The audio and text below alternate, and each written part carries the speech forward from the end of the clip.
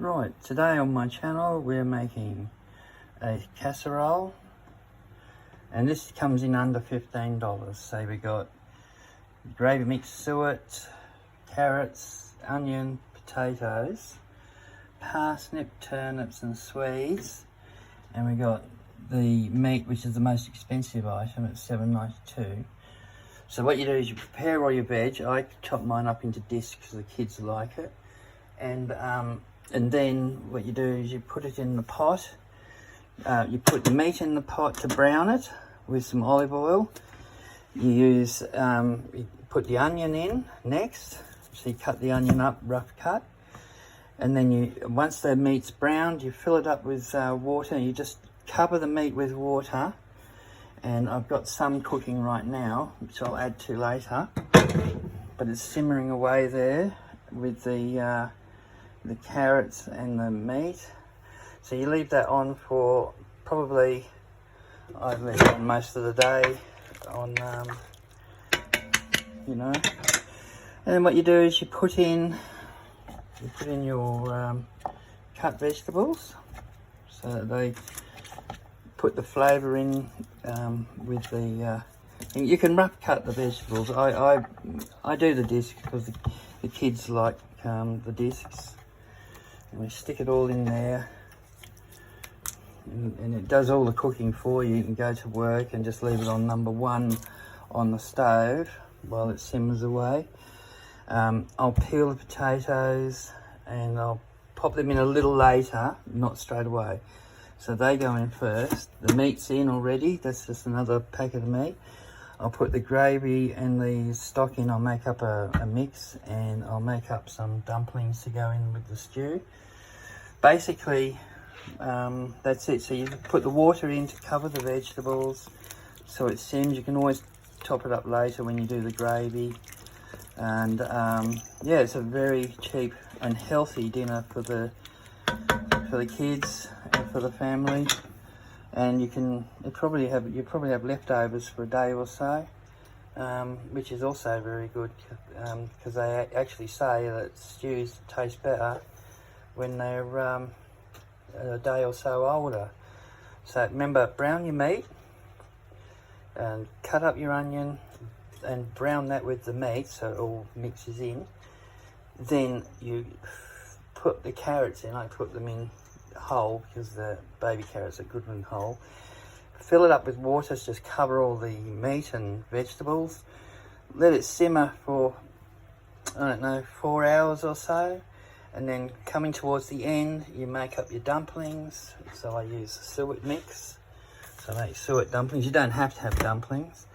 I put the potato in for the last hour, and I make up the gravy that'll come up in the last hour too. So yeah, that's basically an easy dinner. You don't have to be a master chef. You just need to be able to cook for your family, and you don't need to go and buy frozen meals.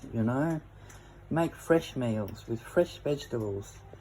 This is all good for the child to grow up on. Good brain food, good food for you, great for your health.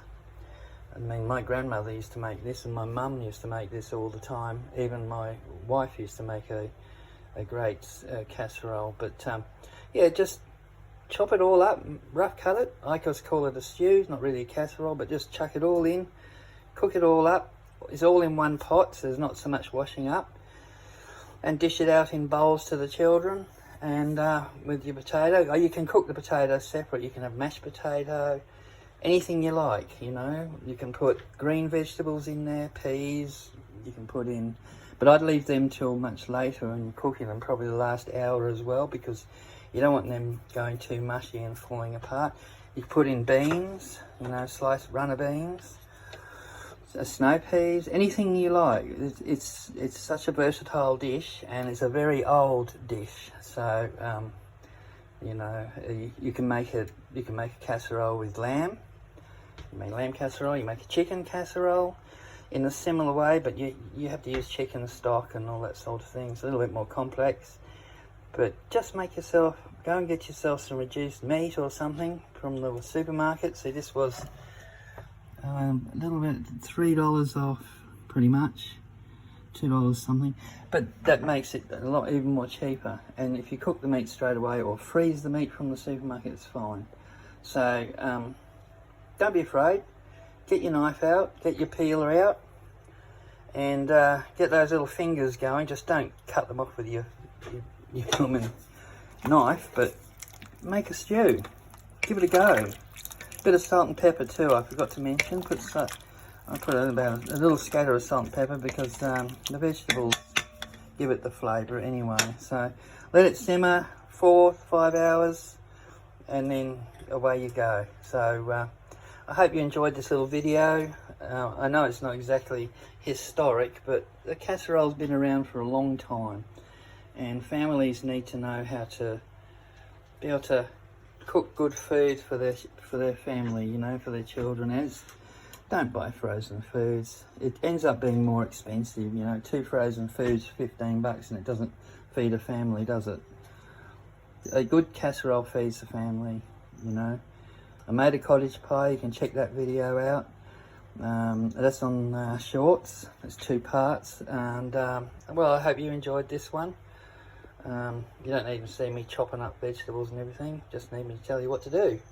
So enjoy the video, like and subscribe to our little channel. It's a bit of a variety of a channel. We have historical things and things that happen around the community in Tasmania and Hobart. It's not necessarily everything's historic, but you know, I guess, you know, casseroles, old world casseroles and old world cooking, you know, is something of a dying art now, so I guess you could put it in there.